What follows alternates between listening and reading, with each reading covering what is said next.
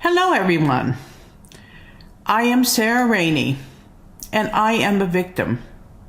I lost my son, Kenley, on January 25th, 2019, to a drunk driver, or as the police officer stated, to another damn drunk driver. He also told me that my son was not at fault. Of course, I already knew that. My son never had a ticket to my knowledge. Of course, obviously never drove drunk or had a DUI. And he always was a safe driver. He tried to drive the speed limit. And when he got tired, he would pull off the road and sleep in a safe rest area. Now, he had done this many times before in his travels because he loved to travel. He loved to drive across the United States and meet up with his friends. But this time, he was going for an interview for emergency room position at a hospital. And that night, he became sleepy, pulled off the road in a safe rest area, and walked his favorite companion, who was with him at all times, his furry dog, Marshall, and called his girlfriend and went to sleep, never to wake up again. All because of a drunk. A drunk who had no respect for anybody or anything else but having a drink. It happens too many times.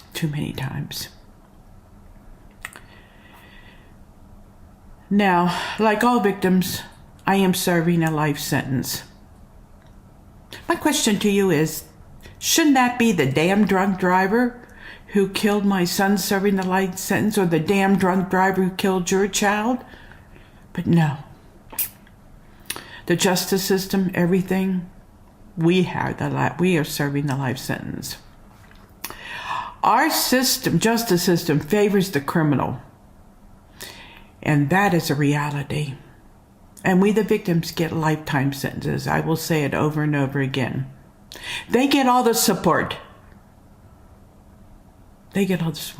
And we, the victims, have little or no support or rights that are enforced.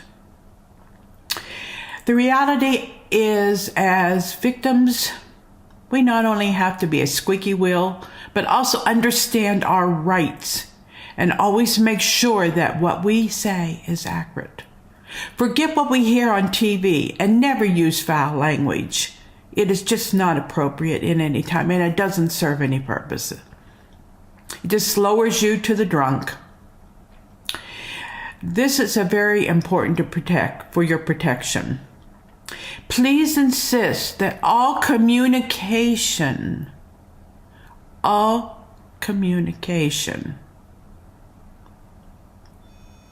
from the DA's office is in writing, and keep it for your records. Now, if they insist on communicating via the telephone, record every conversation. Whatever you do, record every conversation. You will be glad you did in the future. Why is this important? Well, trauma, shock. Do I need to say more? I couldn't think straight for years after my son's death. Getting up in the morning was challenging. You're walking around with a mix of numbness and overwhelming waves of emotion. And you're doing your daily chores, things you have to do. You were supposed to remember what someone said days, weeks, or months ago. Most days we are lucky if we can remember our names, what we did yesterday, or even what we ate for lunch. If I hear one more time, I told you months ago, or why can't you remember? When confronting these immense challenges, we somehow push through, carrying out the task life demands, no matter how demanding they appear. But do we remember all of them? No, what we do remember is unclear and fuzzy. But everyone wants you always to remember what they say or do, or what you say or what they say or do. That is everyone. Friends, relatives, everyone. One thing always stays the same. Criminals get all the rights, and the DA's office works for the state and not for us, not for the victims. You learn that very quickly. They tell you that. But I never thought the DA's office would repeatedly victimize me. Or should I say, one narcissistic DA. Like everyone who is thrown into the life sentence of disbelief, trauma, loneliness, tears, and shock, you cannot think straight, forget things, and need someone will have, well, your best interest at heart.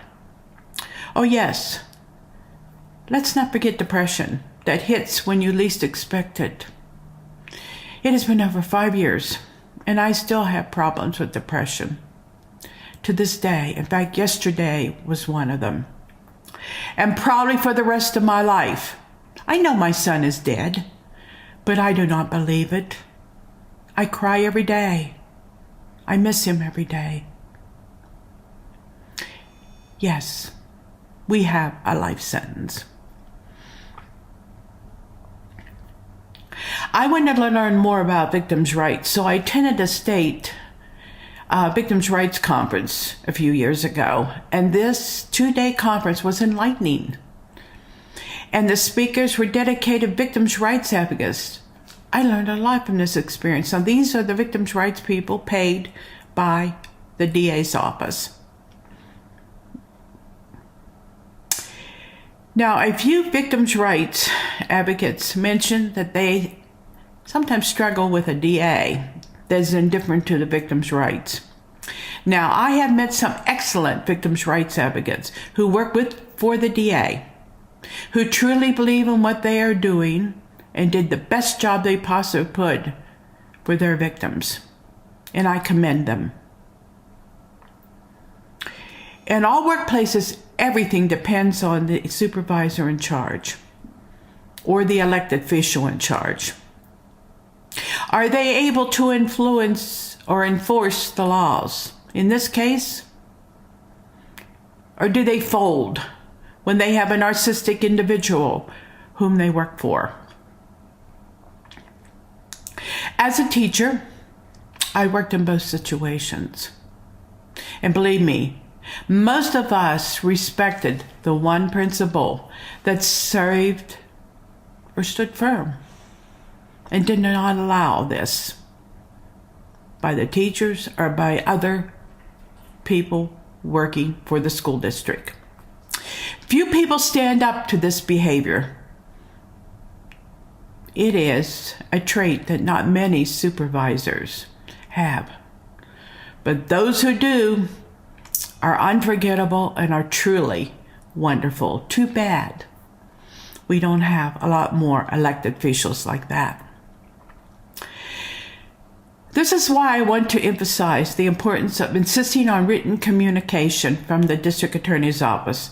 No matter who gives it to you, remember who the boss is and where their paycheck comes from. Again, remember and record every telephone call if you cannot get the DA's office to give you written information. This became a pivotal learning point, especially when I realized the significance of having my records for future reference. You'd be amazed how many times I was told that I forgot something. Regrettably, I didn't always adhere to the practice of recording telephone conversations. Notably, when the DA's office showed a preference for telephone calls, I should have been more diligent. But I was in trauma and alone. Now, this oversight is something I deeply regret to this day. As I understand the value and security that comes with having these recordings. Selective hearing, we've all heard about that. Selective hearing.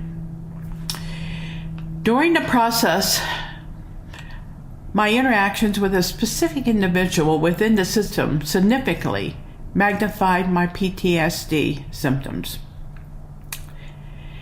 The mere mention of his name and the sound of his voice with me and him triggered an overwhelming emotional response. I would shake, cry.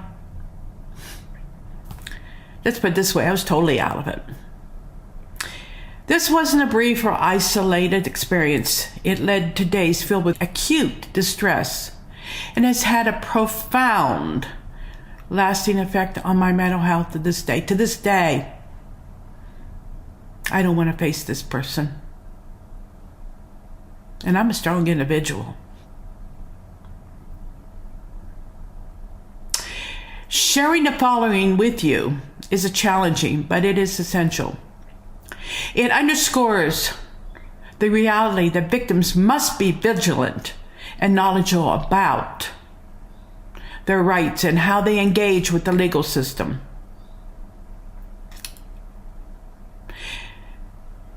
And I hope that sharing my experience can help prevent others from enduring the same similar hardships that I did. This should have never happened.